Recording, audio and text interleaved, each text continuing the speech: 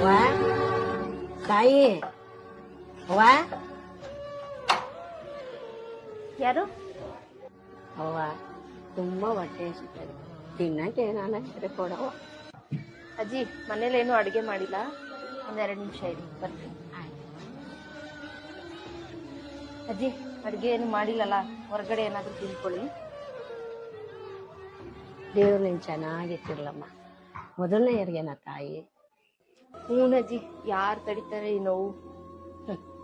ಮಕ್ಕಳನ್ನ ಎತ್ತಿ ಒತ್ತಿ ಸಾಕಿ ದೊಡ್ಡವ್ರನ್ನ ಮಾಡ್ತೀವಿ, ಆದರೆ ಹೆತ್ತು ತಾಯಿ ತಂದೆನ ಒಂದು ತನ್ನಕ್ಕೂ ಬೀದಿಗೆ ಬಿಡ್ತಾರಲ್ಲ, ಆ ನೋವಿಗಿಂತ ಈ ನೋವು ಯಾವ ತಾಯಿ? ಅಯ್ಯೋ ದೇವ